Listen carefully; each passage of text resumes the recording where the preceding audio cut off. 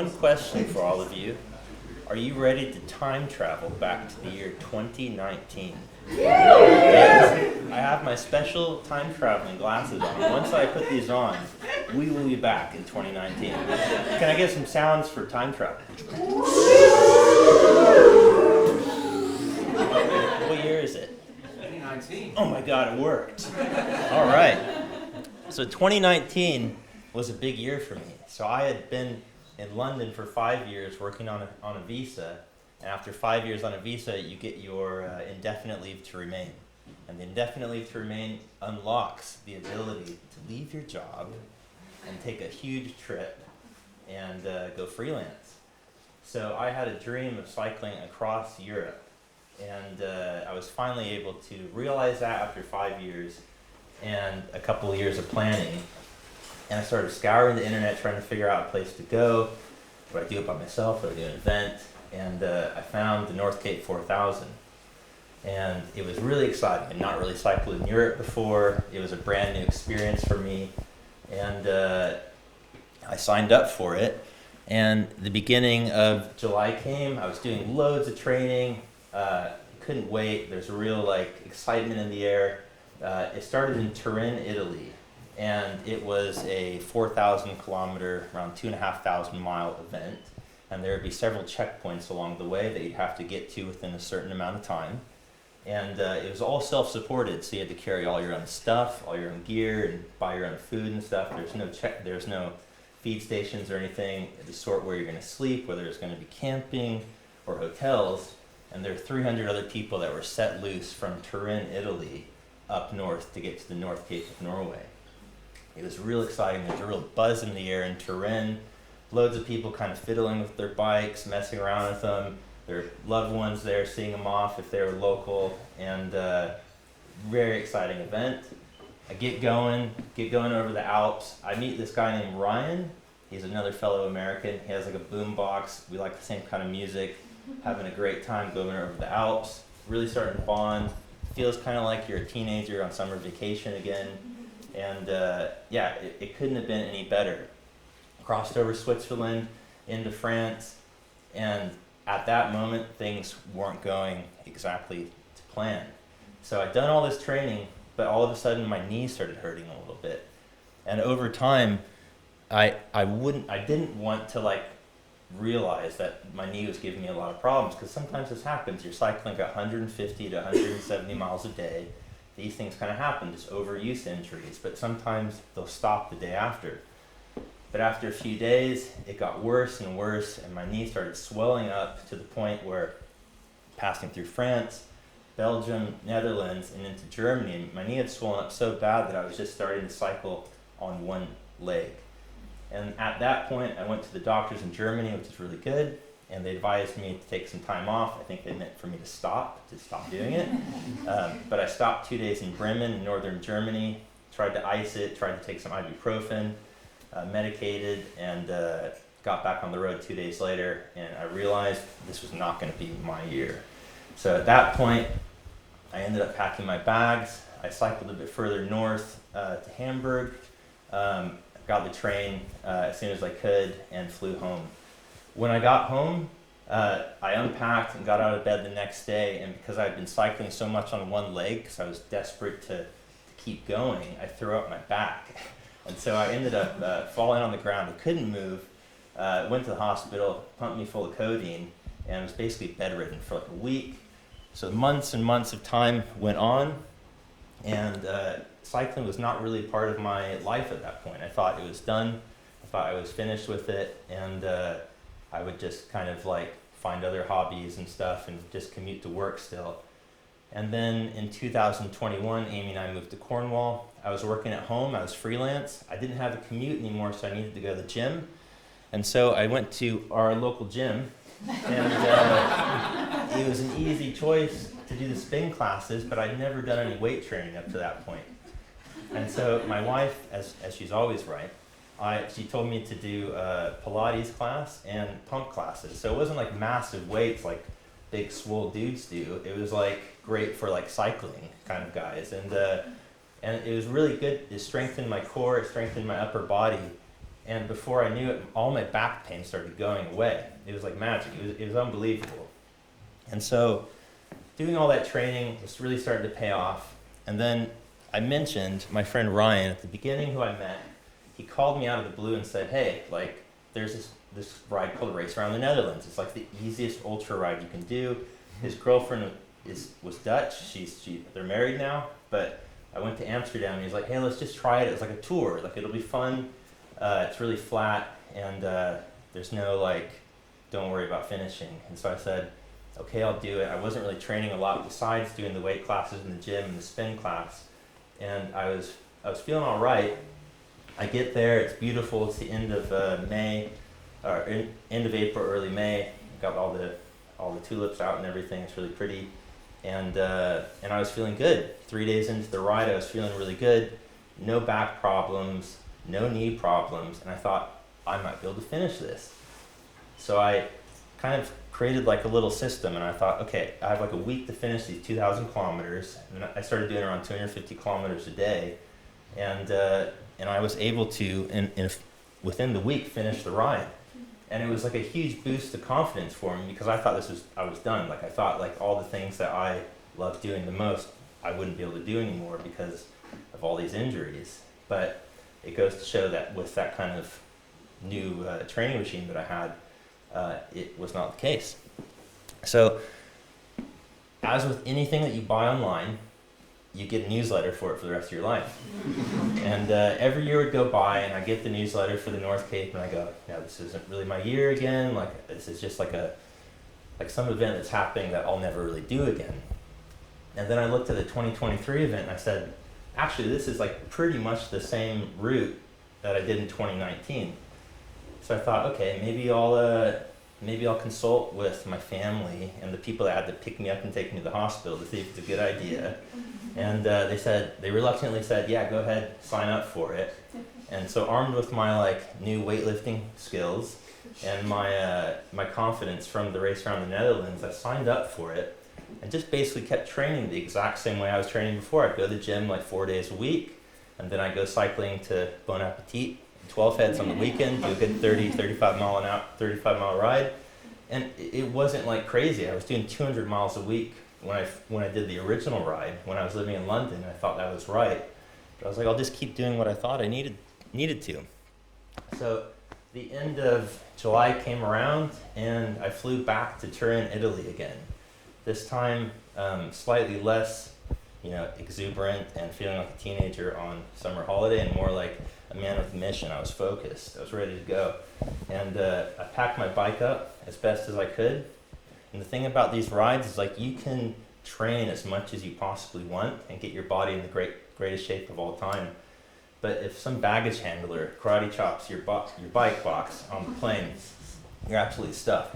So I got out there a couple days early just to kind of like make sure that didn't happen, put my bike together, kind of meticulously went over it, and it was okay. The North Cape this year was bigger than ever. It's nearly 400 participants. And it was the longest one as well, at 4,600 kilometers.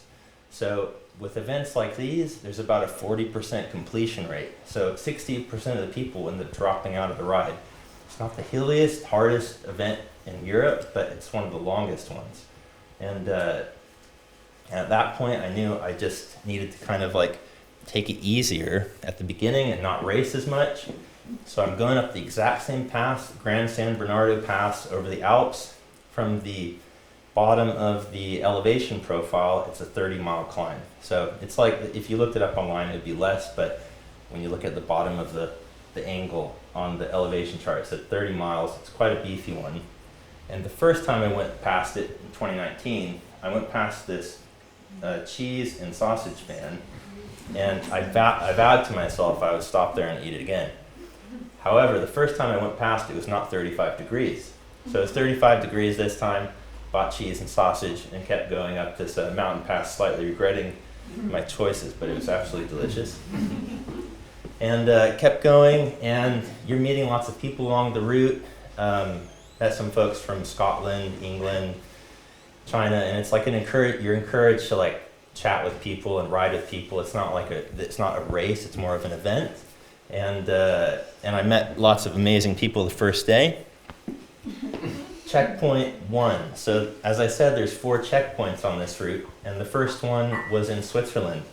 This is a picture of me in 2019 and a picture of me in 2023. So always get a picture with Freddie Mercury. He's one of my favorite singers of all time, and he's always waiting there for me for a selfie. And as I leave, so I'm getting up at like 5 o'clock in the morning, getting on the road and heading out, doing about 200 kilometers a day at this point for the first couple days before I tried to unleash it a bit more, just to like make sure that I was feeling good. And as I left the Freddie Mercury statue, I see this kind of like pink blur go past me. And I'm like, what's that? And it's like, and I go up and I start cycling next to this lady, and her name's Mimi Anderson, and she's like an absolute legend in ultra cycling. And I'd never heard of her or met her before, but she was 62 years old and she was absolutely crushing it. She had the Guinness World Record for Land's End to John O'Groats by foot, and also the north to south of Ireland by foot as well. So she was a ultra running legend, and had a crazy looking bike and everything. And we rode to checkpoint 1 together, we got our little cards stamped and separated, and it was on our way to France at that point. And the second checkpoint was in Paris. So France is an amazing place. If you know me at all, you know that I'm powered by these. I love pastries. And I met this guy named John. This is on my birthday. We stopped in a patisserie in the morning. John was from Ireland, did loads of Ironman, and he, you just kind of meet all these different people, have amazing stories, share like life advice. You're riding with these people for like 10 to 12 hours a day. And as you're doing like 250 kilometers a day, about 155 miles, a lot of other people are doing the same kind of distance, and you end up seeing a lot of the same folks. So I saw Mimi and John and Stephen quite a lot, and we got our photos down in Notre Dame and the Eiffel Tower as well. It's really cool. And we kept heading north, and was making good progress, was feeling good, starting to feel like a bit emotional. I felt like I was doing really well, like I wasn't having the knee problems I had last time I was in France. And I ended up getting to Belgium, and the weather started to turn. So we had pretty good weather up to that point. I started going through a town called Liège, and if you cycle, you'll know Liège pretty well. It's famous for its cobbles, and also famous for a lot of roadworks, apparently, in 2023. And I go over a bridge, loads of roadworks, and there's like a tram track. And I hit the tram track because there's another cyclist right behind me kind of drafting off me. And I ended up going down and breaking my shifter. And the issue with like small things like this, like it doesn't look too bad, you can normally get it fixed, but you're exhausted, you're spending like 12 hours a day on your bike, you're not getting a lot of sleep, and these kind of things can like break your mental state. So you kind of have to collect yourself again and like give yourself a reality check. And I looked on my phone to see how far the nearest bike shop was, and it was 40 miles away in the Netherlands. So I cycled through Belgium into the Netherlands, feeling a bit like I had a dark cloud over my head. And I met this amazing bike shop, and these guys, like, bike shops are all different. Sometimes they're a bit grumpy when you go in, sometimes they're really nice. These guys like dropped everything for me, and I told them what I was doing, and they like stopped everything. They like mangled all these little parts and stuff that I needed, and fixed my bike in like an hour. And when you have like a set distance every day, if you don't hit that, then it can really mentally affect you. But they fixed it so quickly. I was continued on my way very fast. And this was a 4-country day, so it was a very exciting day. It was not like completely through the middle of the country. We kind of skirted on the outside. So I started in France, went to Belgium, through the Netherlands, and then into Deutschland, and German for those English speakers in here. And Germany was a really special moment for me because it was the same place I scratched the first time. So I was kind of like, it was a bit like a weird vibe for me because I kind of wanted to get past it, but I was still feeling really good. I stayed in Bremen before, so I cycled the exact same route, and I just wanted to get through it so I can kind of get on with the ride. And it was at this point I started to look. That's where I scratched the first time. It's a bit of a random picture, but I just took it there. But it was the first time in the ride that I finally started to look forward instead of just like staying in the present moment. I started to think about the future and how I'd feel like how I'd get to different spots in Scandinavia, and the future of the ride. And Denmark was a really cool spot because it was our first place that we caught the ferry over to Oslo. And as I said, you're doing like similar mileage every day, and you're hopping over same people over and over again. You'll stop at lunch and see some guy go past, and you know that person. And so we got there a day early before our ferry, so had a bit of time to stop. And you know how I mentioned Liège? There was a rider cycling behind me over the bridge. Well, that's Gasparino, and Gasparino is from southern Italy, and Gasparino is always lost. He had a GPS, didn't really know how to use it. His hands were like really sore. He didn't speak English at all. And our friend Christoph, who we were riding with as well on the left, he's French, and he spoke a little bit of Italian. And when we had dinner with him, he revealed that he was doing this ride in memory of his wife. His wife passed away when she was 50, and he'd never done a cycling event in his entire life. So it was at that point we kind of like willed him on, like collectively, because it was such a monumental kind of achievement for him. So we get on the ferry, and we head to the next checkpoint into Scandinavia. And Scandinavia was a place I didn't really expect to get to. So I didn't plan anything in Scandinavia. I just was like, if I get to Scandinavia, that's just great. Like that's a bonus for me, because I thought I would end up scratching again. And so Mimi and I kind of formed a symbiotic relationship at this point. She had done all the planning, and there was a bridge that was closed, and she asked if I could stick around riding with her to pick her bike up over the bridge that was closed and get up to the other side. So we kind of just became a pair at that point, and we were cycling together. She was a bit slower than me, but I felt like she kept me kind of like in check, my speed in check, so I wouldn't get too competitive, and we ended up meeting at the same spot. And it was great, because in Scandinavia there were huge sections of road, like 100-mile sections where there were no resources along the way, and not having planned that, I didn't know that, so I'd stock up when she told me about that, and it worked out really well. So we had a good relationship that way. And then we just started knocking off countries again, crossed over into Sweden pretty quickly, saw loads of reindeer. I'd never seen a reindeer in my life. It was really exciting. I met a guy as we were going through Sweden, a cycle tour in like a cafe, and he was from, I'm not sure where he's from exactly, somewhere, I can't remember, but I was telling him about the event, and he like couldn't comprehend what we were doing, and I was like, it was like the first day I saw reindeer, and I was like, oh, have you seen all these reindeer? They're amazing. And he was like, I've seen more reindeer than people. So it was like, yeah, a lot of people couldn't comprehend what we were doing. We saw a lot of cycle tourists, and they were like, why are you cycling so much? And I think at this point I was starting to question myself as well, because I was getting quite tired. It was like the third week. It was like two weeks in at this point. But we kept going. We hit the Arctic Circle, which is really exciting. And I hadn't really looked at a map until that point and realized how far we'd gone. It was absolutely epic to think that we cycled that far through all those different countries. And then we hit our fourth checkpoint in the Arctic Circle in Lapland. And this was like a bit of a weird moment, because it was just like really starting to get really cold, really wet.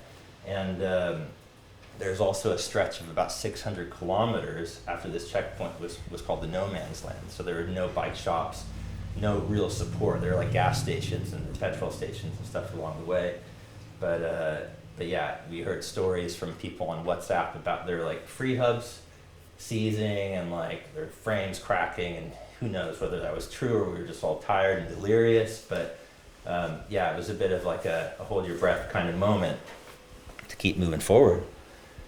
And so we made it through the no man's land, which is great, and crossed over into Finland. We're in there for about 100 kilometers, and then hit Norway. And Norway was like incredible to see that sign again, because I was like, Sweden was quite like mind-numbing for me, because it was just like the same like tree-filled road for ages.